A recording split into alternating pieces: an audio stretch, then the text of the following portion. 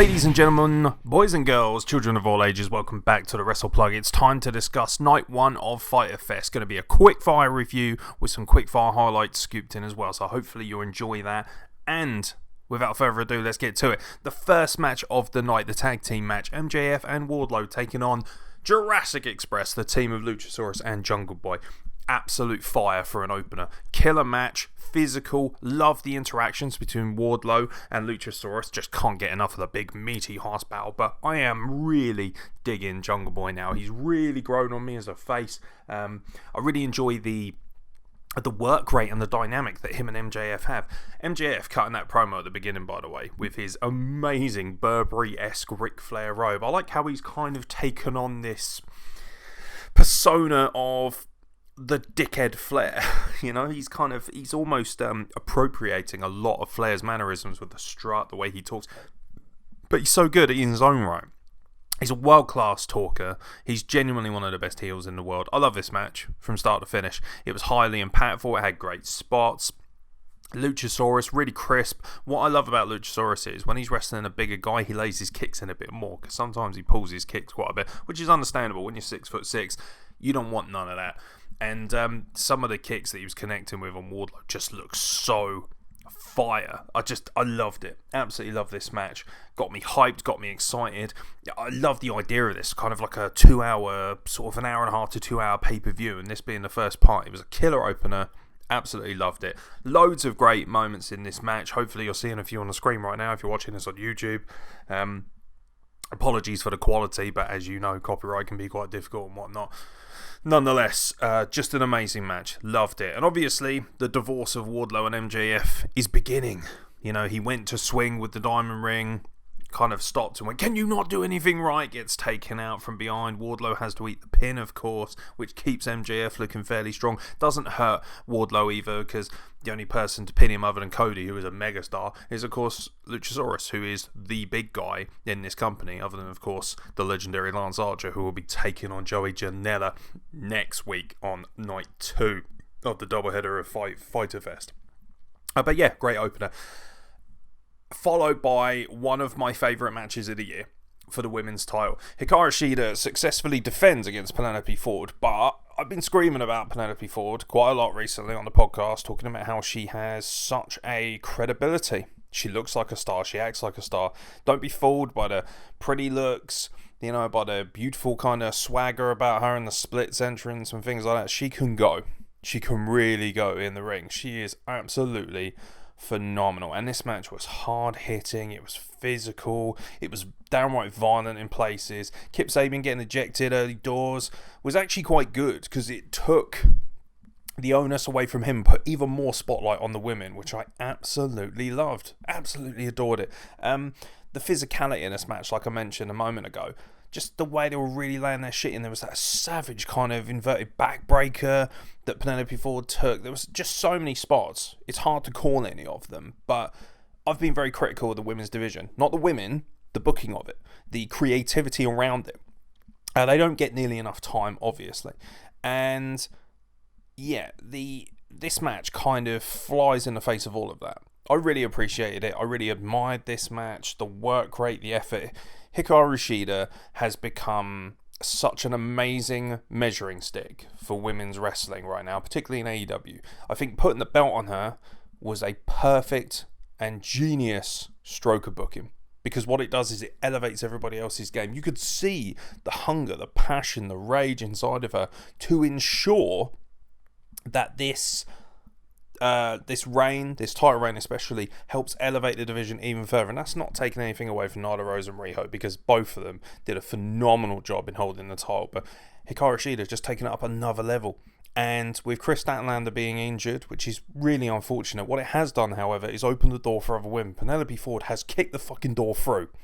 And this performance, Jericho, by the way, on comms, phenomenal work by him. Happy Canada Day, everybody. What a blazer that was.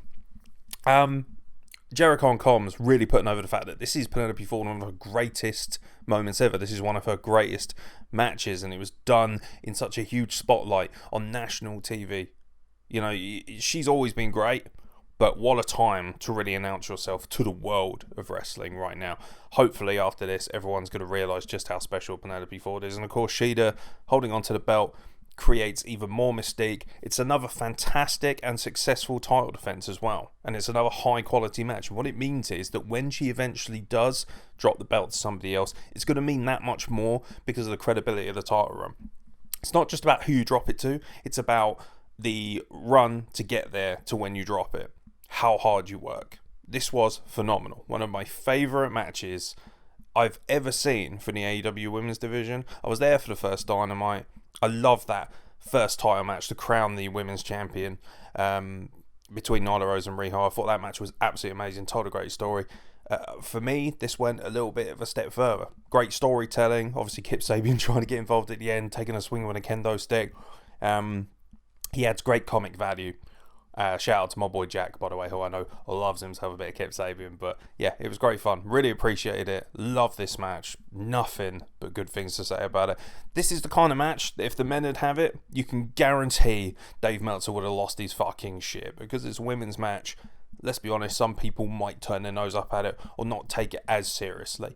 Because for some reason, women's wrestling is still ever so slightly marginalised. Not like it used to be, but I still don't feel like it's taken as seriously, at least in the higher ups by a lot of people. Still feels like it's kind of second base when it should be a home run at this point. This was phenomenal. Genuinely one of the matches of the year. Full stop. Not just women's wrestling. All year. Phenomenal stuff. Really, really brilliant. Loved it. Just absolutely gushing over it, as you can tell. The TNT Championship match, Cody versus Jake Hager. Although, in my opinion, Jake Hager's one of his better matches, definitely one of his best matches to date, because I feel like he's a bit of a gas head. I don't mean that in the literal sense. I mean in the sense of he tends to get gassed quite quickly, which is fine. Like, obviously, you know, I'm not here to critique because he'd run rings around me and he'd beat the shit out of me. But at the same time, he just seems like he's not really up to the pace of the other guys. It is difficult as well because he's coming from a WWE kind of background where it's about pacing and storytelling and sports entertainment, whereas AEW really sort of gets hold of the independent vibe, you know, that fast-paced offense, a high-flying style a lot of times, so it must be quite difficult for him to adapt. And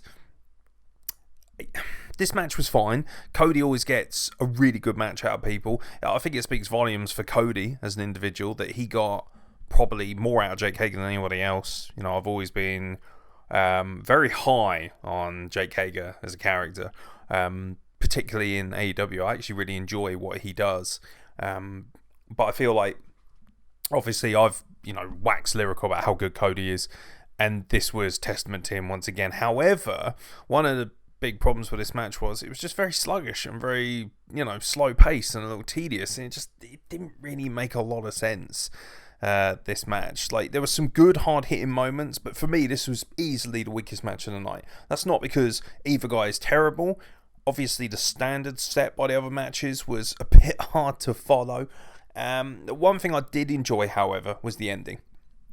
It does, however, make Jake Hager look a little bit face-ish.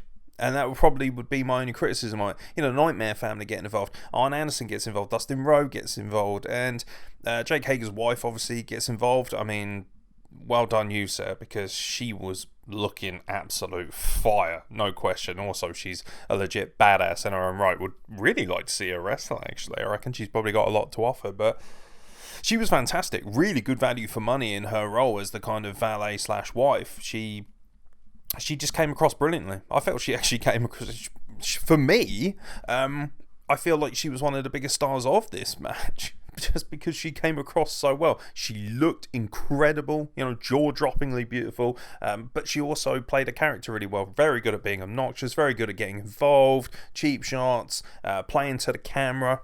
Great stuff. Thought she was phenomenal. Thought she was actually probably one of the highlights.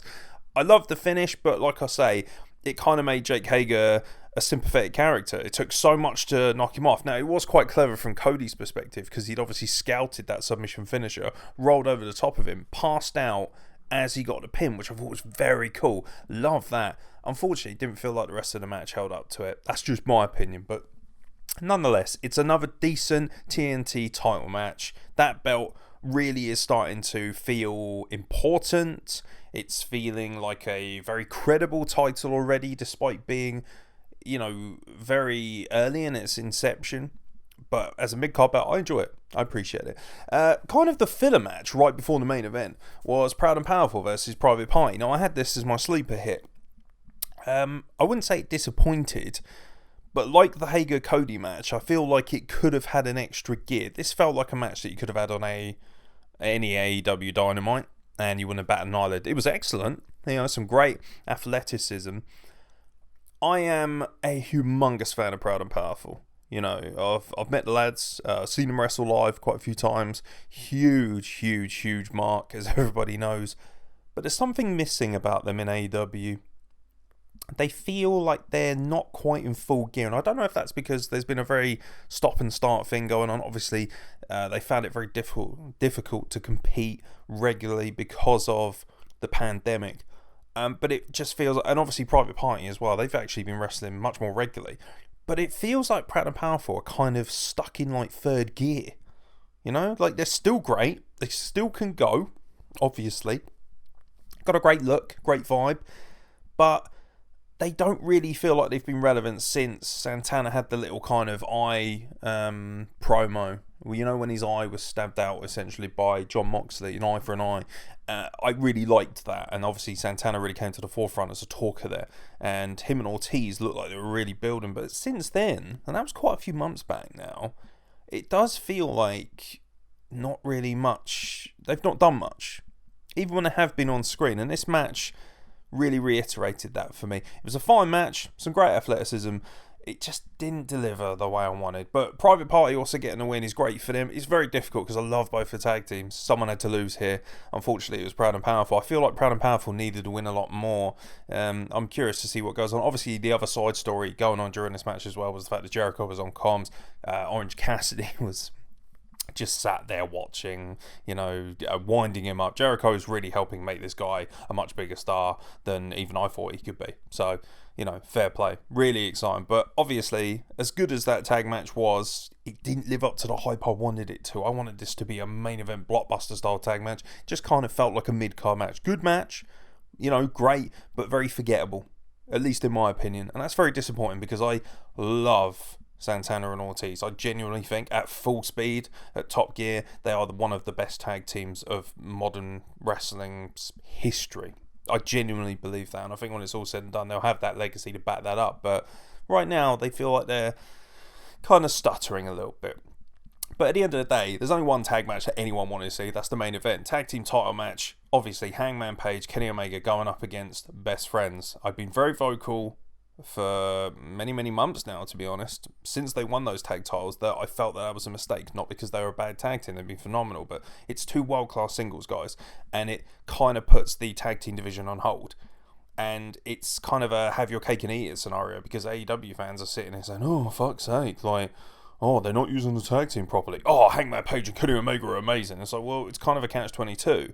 For them to be amazing, the rest of the tag team division does have to stall a little bit, which is why I was fully behind the idea of Best Friends winning tonight, because Best Friends for me have been the spine of everything that's been great about AEW recently, and also they've really held up the just the kind of credibility of the tag team division when it has faltered a lot, and particularly when so many tag teams have not been able to compete because of the pandemic, because of travel issues. That being said, this match was everything you really would have expected it to be. If there was one thing that this match suffered from, it was from not having enough time, actually. You think to the all-time great match that Hangman Page and Kenny Omega have had, the match with the Young Bucks. This was a fantastic match, but it didn't have nearly as much time as that. And because it was kind of TV-based, it was difficult for them to reach that level. That being said, it was top quality. This was fantastic. I felt like the tag match before this was good, but a little bit sloppy in places, a little bit haphazard. This, on the other hand, very crisp, very smooth. Exactly what I would expect from especially the Best Friends. I really enjoyed it. FTR were at ringside as well, having a few beers, which I thought was quite funny. Of course, Hangman Page wasn't going to turn one of them down at the end. I knew the best friends weren't going to win. I knew that they weren't. Like, it frustrates me a little bit because it just feels like the tag team division is a little lost. It just feels like, this every time a team like Best Friends loses, or a team like Proud and Powerful loses, or whoever it might be, a tag team like Lucha Brothers as well, I believe lost them as well. Like, every time something like that happens, it does hurt the credibility of tag team wrestling slightly, at least in my opinion. I know it's not for everyone, but that's fine. But I loved the match nonetheless. Great physicality. Holy shit, the 2 pile drivers that Kenny Omega took off of Chuck Taylor were savage, especially the first one, just a real savage fucking pile driver. The match kind of came to an abrupt end where they were trying to get the TV finish as well. Hangman Page hits the buckshot lariat. I would be remiss if I didn't mention Trent again. I rage about him every week. I love Trent. I genuinely think he's one of the best wrestlers AEW have. I genuinely think he's one of the best wrestlers in the world. I think he's wickedly good looking, wickedly charismatic, world class in the ring. He has proven himself to be quality everywhere he's gone, from WWE to New Japan, now AEW. He just acquits himself beautifully. And Chuck Taylor and him have this great mechanic between the two of them, great chemistry, and it is disappointing that after all of this build, all of this run, they kind of get halted at the final hurdle. It would be nice to see them get their just desserts, really. Get those tag team titles. I feel like they have earned them, but it would also be really cool to see Trent break out and have a bit of a singles career. Not that I want Best Friends to break up, but it would be nice to kind of see what he can do from a singles perspective as well. He had an amazing match right at the beginning of the pandemic with Kenny Omega when they were recording smaller shows in that smaller studio. And for me, it was an absolutely phenomenal match. One of the real forgotten bangers of this year. But I loved it. It was a good match. It was really great. It was a great tag team match. It was a great main event for the first night. Now, that means next week we're going to get Private Party versus Hangman Page and Kenny Omega. I think that's going to be fucking awesome. Little footnote to this as well, obviously. FTR getting in the ring, offering beers. Like you say, Hangman Page immediately like, "I'll get me some of that." Now, they know that Kenny Omega doesn't drink. It's kind of like, it's little storytelling, it's riling them up a bit. And then, of course, the Young Bucks come down because Kenny Omega pours the beer away looking so disingenuous. But it's cool. It's very cool. FTR hovering around, making it known that they believe themselves to be a far superior tag team. They're probably sitting here thinking, it's about time we took over, about time we got hold of this division. But I'd like it to be a slow burn. Slow burn towards Young Bucks. Slow burn towards tag team titles. In the meantime, I feel like Omega and Page have been fantastic, but it'd be great to get the belts off them now. I think if I had been in charge of booking, I would have given Best Friends the win here. I would have given them the tag team titles. I then would have had great rematch, obviously, and then start bringing more credible tag team wrestling to the forefront of things. Proper tag teams. Get the Lucha Brothers involved, going after Best Friends. Have that. Obviously, next week would have been, if Best Friends had won, it would have been Best Friends versus Private Party. There was a lot of potential here to reboost the tag team division. Have Proud and Powerful go after them. All in the meantime, FTR dealing with Butcher and the Blade and the Young Bucks, obviously building to that big money match, most likely All Out or All In, whatever they're calling it, in-out, shake it all about and all that nonsense. And then just slow build, slow burn, maybe at the end of the year, maybe next year. Then have FTR reach the mountain. Have that amazing tag team title, and whoever they take it off, maybe the Lucha Brothers, maybe Proud and Powerful. Either way, you're going to get a world-class effort. It will still be great, but I would have liked it to go down that way.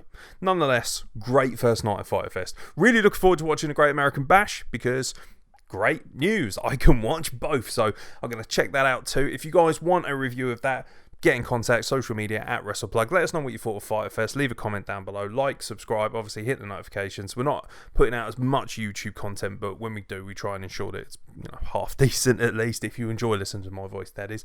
But nonetheless, thank you very much for supporting us. I hope you've enjoyed this. I've been Aeron, and we'll catch you very soon for more nonsense from the WrestlePlug.